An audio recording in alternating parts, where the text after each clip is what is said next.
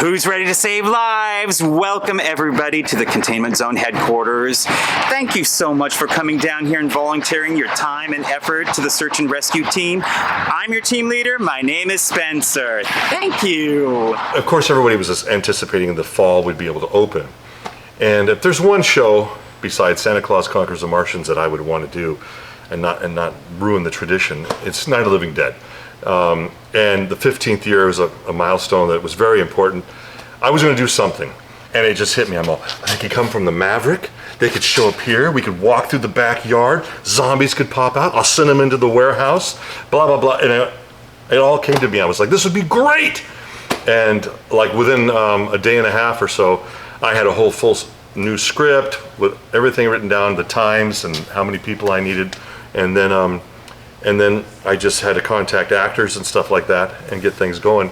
To me, this was like the Poseidon adventure. They're trapped in a situation. You have all these characters, and like that movie, you're going through all these different rooms and stuff like that. And so to me, that was my real inspiration, was the fact that they start off on this journey in a vehicle that seems safe, and then all of a sudden the ship flips over and now they're surviving with these characters, and they're going through backyards and zombies are walking around them, and they're now going into a warehouse with no lights. It's just all these environments that they get to experience. The fun part for me was adding the twists in. So if anyone's ever seen Night of the Living Dead at the Maverick, I twist everything around.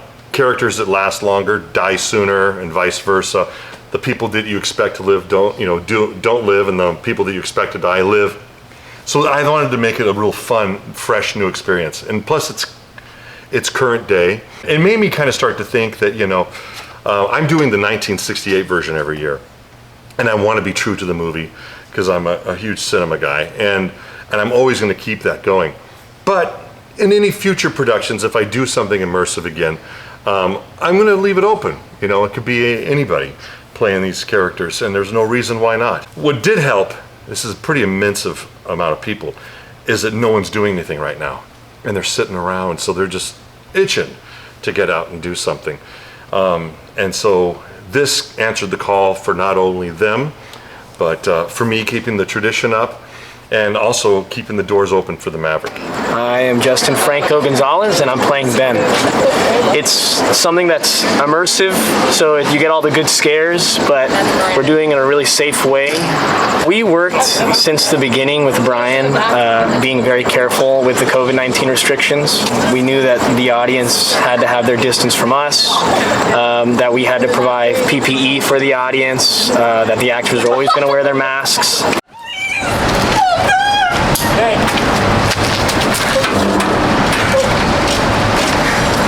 Is everyone all right?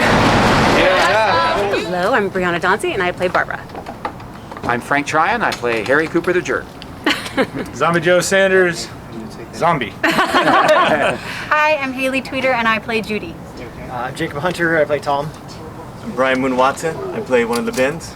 I'm Tara Pitt. I play Helen Cooper. It feels completely different, obviously, because with the stage show, we're presenting it to the audience, but with this, the audience is clearly involved, and instead of treating them like an audience, we're kind of treating them like another actor. It's really interesting just having to keep in mind the physicality of distance and with each other, with the audience. Constant wearing masks while you're trying to emote and speak, especially me with my glasses and I'm fogging up. It's really difficult. It's just been really interesting overall, and just maintaining that all throughout the entire show, just keeping those things in mind. I think the phrasing and the words are a lot more modern, as well as the script. So, we say things that aren't as retro as we normally would. I said audience was on your side tonight, too, with some of the dialogue.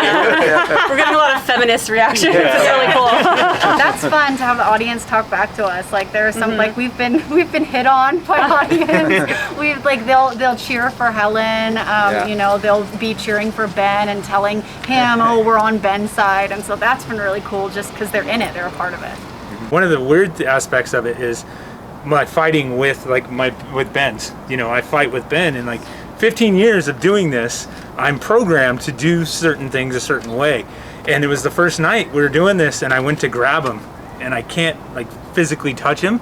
That's it's so hard, and so we have to figure out ways to separate ourselves. And I think what's going to happen is if next year when we can do this again on stage in our normal fashion, and I'm hoping at least everyone is involved with that and wants to be involved, it's going to breathe such a new life into that production. Renaissance. And it's like, Haley, she plays Judy, where and Barbara, they get to beat the crap out of me with a baseball bat. I'm almost afraid because, they're going to be gung-ho and they're going to want to go full tilt, and of course I can take it, but, but I think this is going to be a nice little reset, I think, for that aspect. And next year, if we're able to do it on stage, I just think it's just going to be another level that we're going to be able to attain by doing it in a different fashion this year. I think we're all just so grateful to be here anyway. We didn't think this was going to happen, and just the fact that it's like miraculous, and that people are coming to see it. And they're hungry for it, and it's so heart affirming that it's incredible. I'm so happy that we're doing this, and I'm so glad you're all back, and it's incredible. It's been incredible. I'm Kalinda Gray, and I play Barbara. It's actually really fun because we are doing the play, but because we are doing it as an immersive experience, there's a lot of room for improv, which is awesome. So if we have an audience member talking back to us and saying, "Oh, Barbara, I'll do the gun, let me take the gun," then it's almost like, oh, I'll go back and forth with that audience member and, "Are you sure? Do you want it?" So it makes it really fun to improvise, but also be doing a play at the same time. So no show is the same. Every single one's different, which is really fun. Where you're on the stage, you don't have to worry about the audience. Like, you present it, but you don't have to worry about them like moving them along, the pacing or anything. You can control that.